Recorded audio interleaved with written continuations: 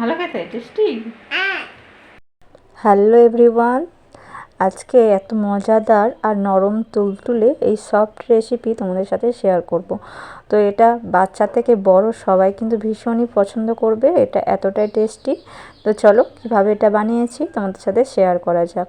আর যারা ভিডিও দেখবে অবশ্যই সাবস্ক্রাইবটা করে দিও আর লাইক কমেন্ট করতে কিন্তু ভুলো না। তো চলো, নিয়েছি আমি পেঁয়াজ আর রসুন, আর নিয়েছি সবজি গাজর নিয়েছি, আর এই যে আছে এখানে টুকরো করা চিকেনের সলিড পিস, আর আছে খুবই সামান্য লঙ্কা কুচি। তো ঝালটা তোমরা চাইলে বেশি দিতে পারো, যেহেতু আমার বাচ্চাটা খাবে সেই জন্য আমি কমই দিই একটু ঝাল। তো যাই হোক, এখানে দেখো চিকেনটাকে একটা মিক্সারের মধ্যে দিয়ে একটু গ্রাইন্ড করে নিয়েছি। তো এটাকে কিমা করলেও অসুবিধা নেই, খুবই ভালো হয়। এখানে খুবই সামান্য নিয়েছি সাদা তেল। এখন রসুনের কুচিগুলোকে দিয়ে দিলাম।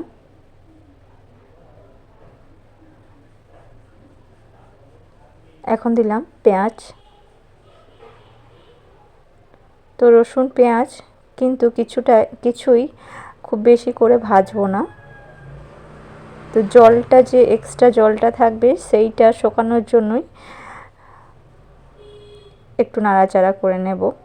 দেখো সমস্ত সবজিগুলো কিন্তু আমি দিয়ে দিচ্ছি। এখানে চাইলে তোমরা আরও সবজি অ্যাড করতে পারো, তাতে খুবই ভালো হয়। এটা কিন্তু খুবই হেলদি একটা টিফিন বলতে পারো। তো বাচ্চারা খুব মজা করে খায় এটা, আর কিন্তু খুব হেলদি।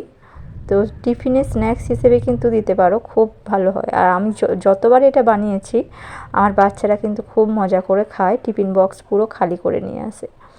তো যাই হোক, এটা আগের থেকে বানিয়ে রেখে দিই একটু বয়েল করে, তারপর সেটাকে ফ্রাই করে দিয়ে দিই। তো দেখো কিভাবে বানাচ্ছি। প্রথমে সব কিছু তো দিয়েই দিলাম, দেখতে পেয়েছো তোমরা সবাই। প্রথমে নাড়াচাড়া করতে একটু অসুবিধা হবে, কিন্তু আস্তে আস্তে যখন নাড়াচাড়া করব কিমাগুলো কিন্তু খুব সুন্দরভাবে সেট হয়ে যাবে, গুঁড়ো গুঁড়ো টাইপের হয়ে যাবে। তো দেখো,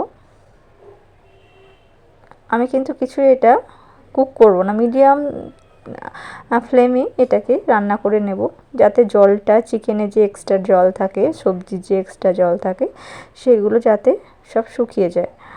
দেখো একটু সস অ্যাড করে দিয়েছি, একটু চটপটা হলে বাচ্চারা বেশ পছন্দ করে, সেই জন্য এখানে একটু সয়া সস, একটু টমেটো সস দিয়েছি। আবারও খুব ভালো করে নাড়াচাড়া করে নেব। দেখো কত সুন্দরভাবে সবগুলো কিন্তু ঝুড়ো ঝুড়ো হয়ে গেছে। ওটা কিন্তু আমার রেডি হয়ে গেছে।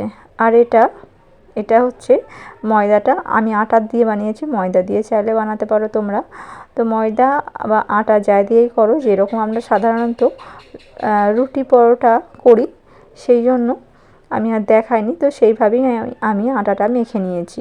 এটা আমি আটা দিয়ে বানিয়েছি, অনেক সময় ময়দা দিয়েও বানাই। তো আটা দিয়ে বানালে ভালো, হেলদি বেশি হবে।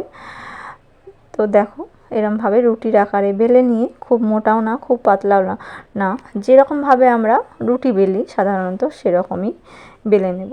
তারপর দেখো চৌকো করে কেটে নিয়েছি। এখানে কিন্তু শেপের কোনো ব্যাপার নেই, মজার মতো শেপ দিলেই হলো। আমি আমার মতো দিয়েছি, জানি না কতটা ভালো হয়েছে। যখন এটা বানিয়ে আমি রেখেছিলাম, মেয়েটা তো ঘুমাচ্ছিল আর ছেলেটা টিউশনে গেছিলো। তো তারা দেখে কিন্তু ভীষণ পছন্দ করেছে। তো মা এটা তুমি কি বানিয়েছো, টেস্টি খুব হয়েছে আর দেখতেও কিন্তু বেশ লাগছে। তো দেখো খুব ভালো বলবো না বানিয়েছি, কিন্তু খুব খারাপও যে বানিয়েছি সেটাও না। তো তোমরা চাইলে এরকম শেপেও বানাতে পারো, বিভিন্ন শেপ। আমি এটা হচ্ছে লজেন্সের যে শেপগুলো হয়, তো সেরকম আমি লজেন্সের শেপ দিয়ে দিয়েছি। তো খুবই সহজ আর চটপট হয়েও যায় এই শেপটা। তো এরমভাবে সমস্তগুলোকে আমি একে একে বানিয়ে নিয়েছি।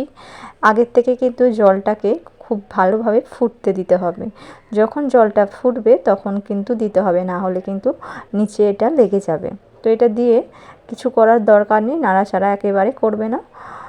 যখন দেখবে ওটা হয়ে যাবে, আপনি ওপরে ভেসে উঠবে, তখন বুঝে নেবে সব কটা তোমার হয়ে গেছে। দেখতে পাচ্ছ? তো এইরকমভাবে সমস্তগুলো কিন্তু খুব ভালোভাবে বয়েল করে নিতে হবে। এগুলো কিন্তু সবগুলো খুব ভালোভাবে বয়েল হয়ে গেছে, দেখতেই পাচ্ছ ওপর দিয়ে সবগুলো ভেসে গেছে। তখন বুঝে নিতে হবে তোমার রান্নাটা কিন্তু কুক হয়ে গেছে। এখন দেখো এটাকে নিয়ে আমি কিন্তু ঠান্ডা জলের মধ্যে রেখে দিয়েছিলাম। তো এটা করতে হবে, এই স্টেপটা করতে হবে।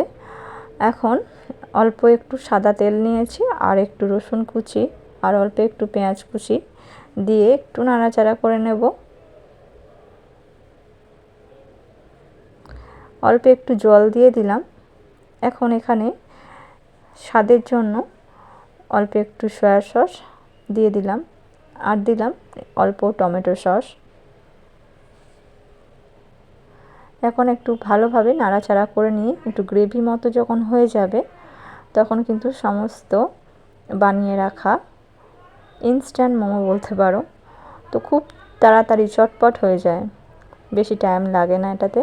তোমরা যখন বানাবে তখন খুব বুঝতে পারবে যে কত তাড়াতাড়ি হয়ে যায় এটা। তো একটু নাড়াচাড়া করে নেব, একটু শুকনো শুকনো যখন হয়ে যাবে এটাকে নামিয়ে নেব। তো ভীষণই মজাদার হয় খেতে এটা। তো অবশ্যই তোমরা বানিও, আর বানিয়ে বলো রেসিপিটি তোমাদের কেমন লাগলো।